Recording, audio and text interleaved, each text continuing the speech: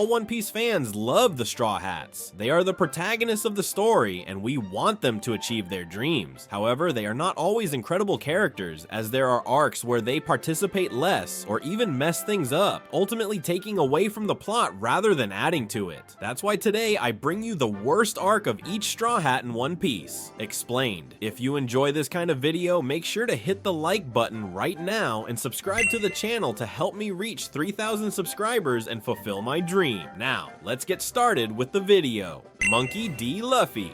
Worst arc, Whiskey Peak. Luffy, the future pirate king, usually has an uncanny ability to detect danger lurking behind even the friendliest smiles. But during Whiskey Peak, his guard drops faster than you can say, all-you-can-eat buffet. He's thrilled to indulge in the warm welcome and endless supplies of food and drink, so much so that he overlooks every red flag waving wildly around him. When Zoro figures out what's really going on, Luffy's stubborn side flares up, and he flat out refuses to trust his own swordsman just because these strangers gave him a feast. The resulting brawl between the two allies is more comedic than anything else, but it feels jarring to see Luffy, normally loyal, intuitive, and quick to defend his crew, suddenly so blinded by a little hospitality. As arcs go, it's not that Luffy does something truly awful, it's just that his otherwise sharp instincts take a rare and puzzling vacation. Roronoa Zoro. Worst arc, Drum. Zoro's calm demeanor and steely resolve usually make him one of the crew's biggest powerhouses. But during the Drum arc, he barely has a chance to showcase any of that trademark swordsmanship or impressive willpower. He's more or less there in the background, overshadowed by the snowy setting and the more pressing focus on saving Nami or recruiting Chopper. Unlike the usual arcs where he's battling formidable foes or slicing through impossible odds, Drum simply doesn't offer Zoro a stage to shine. The arc's main conflicts revolve around the cruel Waypole and the urgent need for a doctor, so Zoro's role becomes almost passive. He's present but doesn't drive the action. While he never truly flops, it's a lull that doesn't do justice to a character known for epic one-on-one showdowns and near impossible feats of grit. Nami. Worst arc, Bharati. Nami, the self-proclaimed navigator with a penchant for cunning and a nose for treasure, plays a tough game at the Bharati arc, and not in a way that endears her to fans at first. Although her betrayal is eventually explained by her heartbreaking predicament with Arlong in the immediate moment, it comes off as an unforgivable act. She steals the Going Merry and ditches her new crewmates without a second thought. It's a whiplash moment that reminds us how conflicted she is at this early point in the series. While most arcs allow Nami to flex her cartography skills, charm her way into deals, or coordinate dangerous missions, Bharati is where she drops any pretense of loyalty in favor of an urgent personal agenda. Ultimately, it's a low point for her relationship with the Straw Hats, even if it does set up the emotional payoff of her redemption later on. Usopp.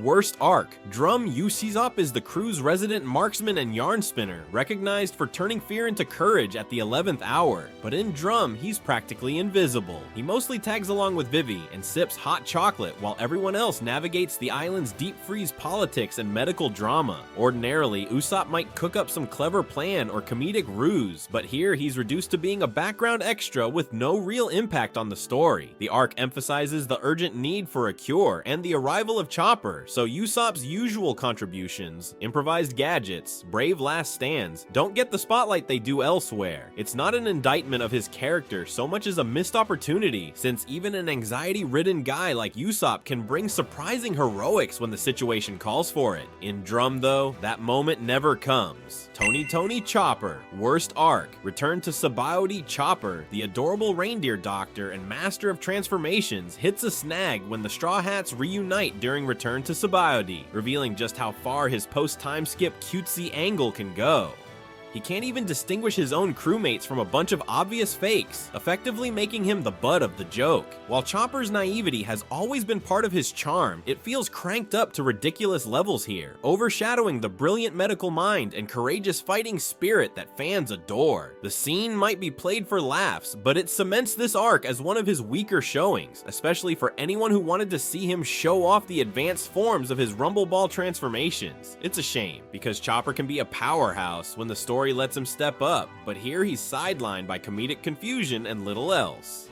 Nico Robin, worst arc. Dressrosa Robin, the enigmatic archaeologist whose intellect and devil fruit powers have turned entire battles around, finds herself in a frustratingly passive role during Dressrosa. Much of her time is spent looking after Rebecca, a timid princess in training, rather than leveraging her knowledge of ancient history or implementing cunning strategies. While her presence should inspire some heavier plot reveals, since Dressrosa brims with hidden truths about the Don Quixote family, Robin instead becomes more of a gentle babysitter figure on the sidelines. Gone are the times she might have conjured giant limbs to manipulate enemies or sniff out critical intel. The arc is rich with political intrigue, brutal fights, and emotional payoffs, but for a character known to connect dots like nobody else, Robin's involvement boils down to hand-holding, which is hardly the best use of her skills. Franky, worst arc. Sabaody Archipelago, pre-time skip. Franky, the iron-forged shipwright bursting with super energy, usually makes a splash with his outrageous personality and inventive mechanical prowess. Yet during the pre-time skip visit to Sabaody Archipelago, he's overrun by chaos before he really does anything. His supposed mission is to keep the Thousand Sunnies safe, but when the Pacifista attacks ramp up and Kuma enters the fray, it's all he can do to resist being instantly knocked out of play. Franky, who's usually eager to show off new armaments and turn entire battlefields into scrap, barely gets the chance here. He essentially becomes another victim of Sabaody's unforgiving environment, reflecting the sense of collective defeat that forced the Straw Hats into a 2-year separation. Still, if you're a fan of Franky's usual flair, this arc offers minimal satisfaction.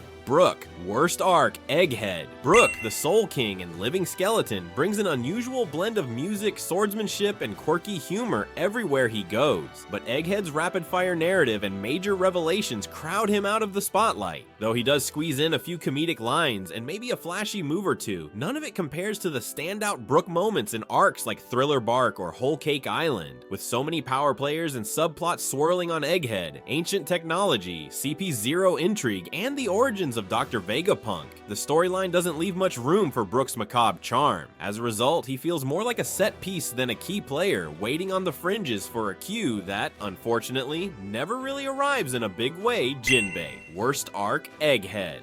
Despite joining the crew with a bang and showing off formidable fishman karate in Wano, particularly his decisive victory over Who's Who, Jinbe finds himself in a more subdued position on Egghead. As a tactician and seasoned helmsman, he often plays a steady, guiding role, but this arc's frenetic pace and the dizzying number of plot threads limit the spotlight Jinbe gets to shine. While he does step in to assist his crewmates at times, there's no grand showcase of his prowess or that calm leadership quality he exhibited during high-stakes moments before. It's not that he fails or blunders, he just doesn't have many breakthroughs that push him to the forefront. Coming off the high of Wano, where he held his own in a noteworthy fight, it's a noticeable dip in narrative focus for the usually impressive Knight of the Sea. Sanji, worst arc. Fishman Island. Sanji, the chain-smoking chef with lethal kicks and a heart forever captured by beautiful women, faces his most frustrating portrayal on Fishman Island. The nosebleed gag, triggered by mermaid sightings, escalates to the point of absurdity. He literally teeters on the edge of death because he can't control his excitement. While Sanji's flirtatious antics were always played for laughs, here they become an overdone caricature that sidelines his real strengths: culinary skill, fierce loyalty, and a knack for kicking enemies into oblivion. Rather than taking the lead or coming up with clever strategies, he's caught in a loop of facepalm-worthy nosebleeds that overshadow any chance at combat brilliance. It's comedic to a degree, but eventually it becomes a joke that undercuts one of the Straw Hats' most intriguing fighters, making this arc a rare stumble in Sanji's otherwise balanced combination of gallantry and battle prowess. And well, that's it for the worst arc of each Straw Hat in One Piece. You probably don't agree with all of them, so I encourage you to share your opinion in the comments about each, and if you enjoyed the video, make sure to hit the like button and subscribe to the channel to help me reach 3,000 subscribers and fulfill my dream. A big hug, and I'll see you in the next video.